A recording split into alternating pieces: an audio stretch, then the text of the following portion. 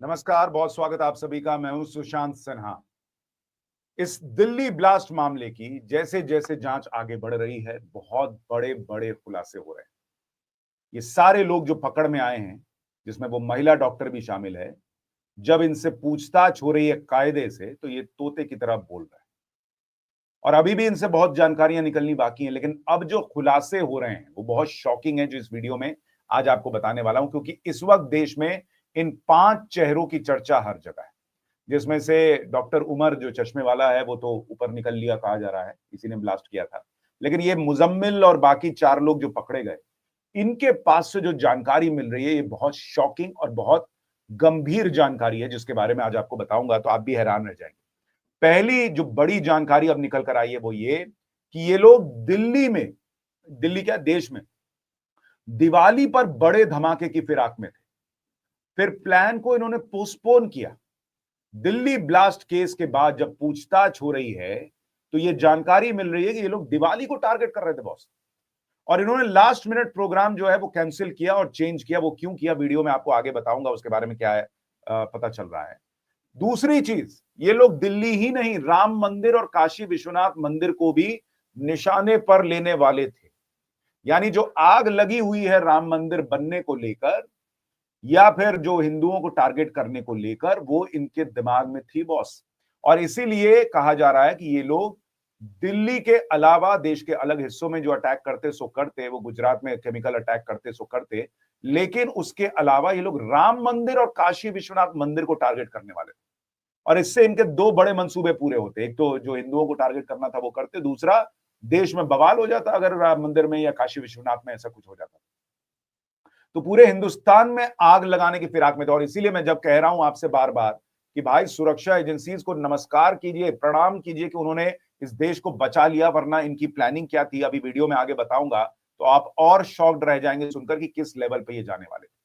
लेकिन आप खुद देखिए कि जब ये इतनी बड़ी चीजें करने वाले थे, इसलिए अब कहा जा रहा है कि सरकार भी इसको एक्ट ऑफ वॉर मान रही है। सरकार के सूत्रों के हवाले से खबर छप रही है कि भाई ये एक्ट ऑफ वॉर है, और अगर एक्ट ऑफ वॉर है तो ऑपरेशन सिंदूर पार्ट 2 होना भी लगभग तय मानकर चलिए कि नरेंद्र मोदी छोड़ेंगे नहीं, ये तो उन्होंने क्लियर ऐलान कर दिया है। लेकिन अभी संकट एक और बड़ा है। कहा जा रहा है, कुछ मीडिया रिपोर्ट्स में दावा किया जा रहा है कि दिल्ली में अभी भी कोई एक कार घूम रही है। ब्लास्ट के बाद एक और नया खुलासा होने की बात है कि क्या एक और कार घूम रही है, उसको लेकर क्या जानकारी निकली है और उस पर क्या जानकारी मिल रही है, बड़ा सवाल है। क्योंकि कई लोग ये कह रहे हैं, ये भी खबर आई कि जो ये सो कॉल्ड डॉक्टर मॉड्यूल था, डॉक्टर क्या थे, ये तो जान बचाने वाले थे नहीं, ये तो मारने वाले लोग थे। तो ये लोग जो है डॉक्टर मॉड्यूल जो है, इसने 2 और कार खरीदी थी। जो दिल्ली में कार फटी, उसके अलावा 2 और car. Jammu Kashmir police call log को पढ़ रही है, Aadhaar card, data bank, driving licence, पूरी ट्रैवल हिस्ट्री, सब कुछ चेक कर रही है। क्योंकि संभव है कि अगर 2 और कार खरीदी होगी तो ये लोग जो है वो घूमने का प्लान तो बना नहीं रहे होंगे। भाई इनके दिमाग में तो यही चल रहा था कि दूसरों को ऊपर कैसे भेजना है, ये खुद कहां जाएंगे, इनका प्लानिंग थोड़ी था। तो वो 2 कार कहां है, इसको लेकर एक बड़ा प्रश्न है। दूसरा बड़ा प्रश्न है कि कुछ ऐसी भी बातें चल रही कि कहीं और एक्सप्लोजिव तो नहीं है, जैसा कि वहां से फरीदाबाद से 2600 किलो एक्सप्लोजिव मिलने के बावजूद आप देखिए लाल किले में ब्लास्ट हो पाया। तो क्या इन लोगों ने और भी कहीं इस तरह के कोई हिसाब तो नहीं रखा हुआ है? और इसलिए बहुत तेजी से मैं अगर आपको दिखाऊं, देश के अलग अलग हिस्सों में जो है वो सर्च ऑपरेशन चल रहा है। आप देखिए जम्मू कश्मीर में अलग अलग जगहों पर छापेमारी चल रही है, ठिकाने सर्च किए जा रहे हैं। और मुझे कई बार बड़ा अफसोस होता है, इस देश ने कश्मीर के लोगों को क्या नहीं दिया, फिर भी वहां कुछ लोग जो है पत्थर चलाते हैं, कुछ लोग जो है वो आतंकियों के जनाजे में जाते हैं, और कुछ लोग जो है वो टेररिस्ट के इस पूरे काम में, टेररिज्म के इस काम में लगे रहते हैं। क्या चाहिए इनको, और मुझे तो समझ में नहीं आता कि इस देश से इनको क्या कलेजा काट के दे दें, क्या कर दें। वो भी दे ही दिया है ऑलमोस्ट, फिर भी ये लोग रुकने वाले नहीं। तो इसीलिए बहुत तेजी से जांच आगे बढ़ाई जा रही है कि कहीं कुछ और चीज जो है वो ना प्लान की हो इन लोगों ने। दिल्ली ब्लास्ट के बाद परवेज अंसारी के घर से 6 कीपैड वाले मोबाइल और इंटरनेशनल सिम भी बरामद हुआ है। विदेशी आकाओं से इसी से बात करता था। आप देखिए ये लोग कितने स्मार्ट है, स्मार्टफोन ट्रैक हो जाएगा, ये हो जाएगा, वो हो जाएगा, इसलिए कीपैड वाला मोबाइल यूज कर रहा है ताकि वहां हैंडलर से जो है वो बात हो जाए और सारी जानकारी जो है वो ले ली जाए। इसी बीच दिल्ली ब्लास्ट का एक लेटेस्ट सीसीटीवी फुटेज भी सामने आ गया है, जिसमें कार में धमाका होता भी दिख रहा है। क्योंकि कई लोगों के मन में प्रश्न था कि कहीं ये डॉक्टर उमर निकल के भाग तो नहीं गया होगा। तो उस सीसीटीवी फुटेज में क्या दिख रहा है, मैं आपको एक बार दिखाता हूं। वो जो सीसीटीवी फुटेज अब सामने आई है, जरा इसको गौर से देखिए एक बार। ये वो फुटेज है जिसमें आप देखेंगे कि ब्लास्ट होता हुआ एकदम से नजर आता है। ये देखिए, ट्रैफिक चल रहा है, पूरा ट्रैफिक जैम है, और अचानक से आप देखिए ब्लास्ट होता है। देख रहे हैं, दाहिनी तरफ लग रहा है वो i20 कार थी, और उसी में जो है ये ब्लास्ट होता है, और पूरा इलाका जो है वो दहल जाता है। और आप सोचिए कितना ट्रैफिक वाला इलाका इन कमबख्तों ने चुना कि भाई लोगों को कैसे नुकसान पहुंचाया जा सके। और जो मैं आपसे कह रहा था बार बार, अब वही बात सामने आ रही है कि पैनिक में इसने अटैक कर दिया। क्योंकि जिस तरीके से बॉम्ब को ये लोग बनाते हैं कि उसमें छर्रा और ये सारी चीजें डाल वाल के, कील वील डाल के ऐसा बनाते हैं ताकि और नुकसान पहुंचे, लोगों के देह जो है वो रगड़ाते हुए भी जाए तो पूरा खून खच्चर हो जाए। वो चीज जो है करने के लिए इन लोगों ने, यहां जो धमाका हुआ उसमें वो दिख नहीं रहा है। इसका मतलब चूंकि वहां गिरफ्तारियां होने लगी और पैनिक में भाई साहब जो है वो गए, और इन्होंने 3 घंटे मस्जिद की पार्किंग में, वहां लाल किले के पास की पार्किंग में बिताई। और वहां गाड़ी में बैठे बैठे जो भी इसने अपना सोचा होगा कि भाई हैंडलर से या तो निर्देश आना होगा, या सोच रहा होगा कि और थोड़ी भीड़ बढ़े तब जाके अटैक करूं। और ये उस जैन मंदिर और हिंदू मंदिर के पास पहुंचता उसके पहले जो है इसने ब्लास्ट किया, क्योंकि वहां पे शायद पुलिस वुलिस दिख गई होगी, तो इसको लगा होगा कि हम वहां तक तो नहीं पहुंच पाऊंगा, पकड़ा जाऊंगा, तो यहीं पे कांड कर देता हूं।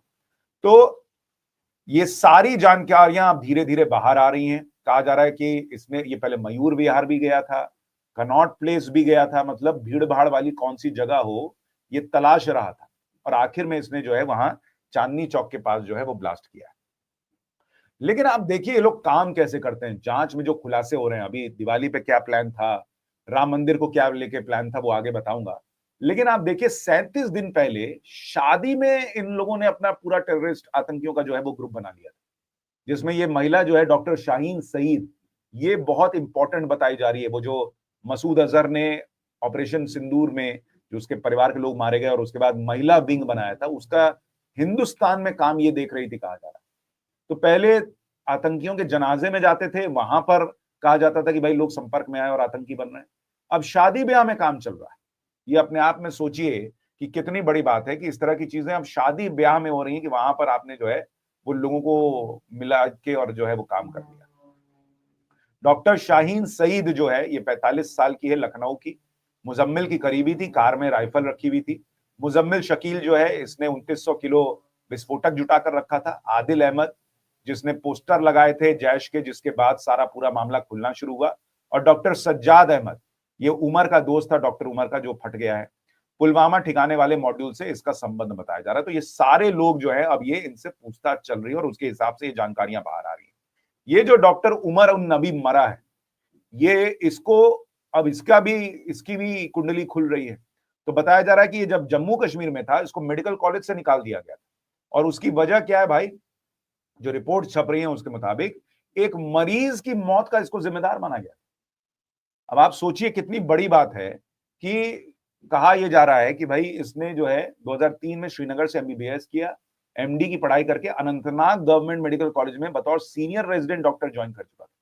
लेकिन इसका तौर तरीका ठीक नहीं था। जो साथी डॉक्टर थे, पैरामेडिकल स्टाफ थे, मरीज भी अक्सर शिकायत करते थे कि बहुत बदतमीज था, अपने काम पर ध्यान नहीं देता था और अस्पताल से गायब रहता था।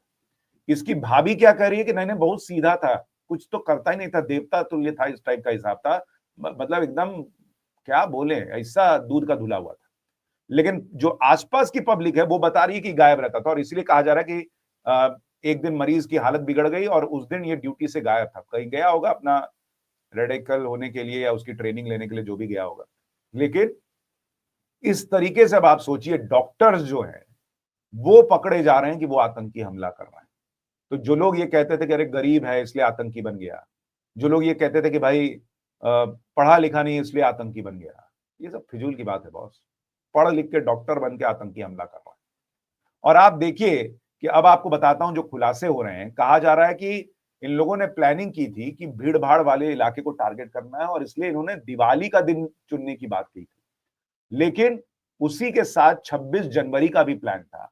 अब लास्ट मिनट पर दिवाली वाला प्लान कैंसिल हुआ है, और जांच एजेंसियां जो हैं वो इसी की जानकारी जुटा रही हैं कि ये दिवाली वाला प्लान कैंसिल क्यों हुआ, क्योंकि हो सकता है दिवाली में सुरक्षा इतनी बढ़ी हुई थी कि ये कर ना पाए हों। इसलिए इन्होंने कैंसिल किया कि 26 जनवरी को करते हैं, उस दिन और बड़ा कुछ प्लान करते हैं। लेकिन या फिर कोई और वजह थी, तो जो मैंने आपको कल बताया था वीडियो में कि वहां पर इनके मोबाइल से जो डेटा निकाला जा रहा है, उससे अब ये जानकारियां निकल कर आ रही हैं और उससे तार जोड़े जा रहे हैं कि आखिर हुआ क्या था। मेवात से वो मौलवी भी गिरफ्तार हो गया जिसने इसको घर किराए पे दे रखा था।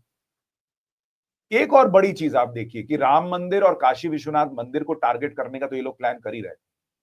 जो अब खुलासा हो रहा है, ये जो महिला बता रही है, डॉक्टर जो पकड़ी गई है, कि इनके टारगेट पर अस्पताल भी थे बॉस। आप सोचिए कि ये लोग अस्पताल टारगेट करना चाहते थे ताकि ज्यादा से ज्यादा लोग जो है उनकी कैजुअलिटी हो। तो जो पूरा प्लान था, अगर आप इसको गौर से समझने का प्रयास करेंगे, क्योंकि पहले भी जो मैंने आपसे कहा कि ये लोग बड़ा प्लान कर रहे थे, 20 टाइमर मिलना। अब इनके निशाने पर क्या क्या था आप देखिए, राम मंदिर, काशी विश्वनाथ मंदिर, इसके अलावा और बड़ी ऐसी जगह जहां भीड़ भाड़ हो, कई अस्पताल, गुजरात में केमिकल वेपन के जरिए हमला करो। भाई किसी वहां दूध की फैक्ट्रीज हैं, दूध में मिला दो, पता नहीं कितने लाखों लोग मरते, कितने दिन तक मरते रहते। मतलब पाकिस्तान जो है, ये मसूद अजहर, हाफिज सईद वगैरह, इतना ज्यादा अंदर तक इनको जो है ना, ये नरेंद्र मोदी ने जो ठोका, उसने अंदर तक इतना घायल किया कि इन्होंने सोचा था कि हिंदुस्तान में ना आग लगा देंगे, आग जैसा कभी नहीं हुआ होगा। वो तो हमारी सुरक्षा एजेंसीज की कामयाबी है, बहुत सैल्यूट है उनको कि उन्होंने देश पर इतिहास का सबसे बड़ा आतंकी हमला होने से रोक दिया, वरना आज क्या ही होता आप एक बार अंदाजा लगाइए।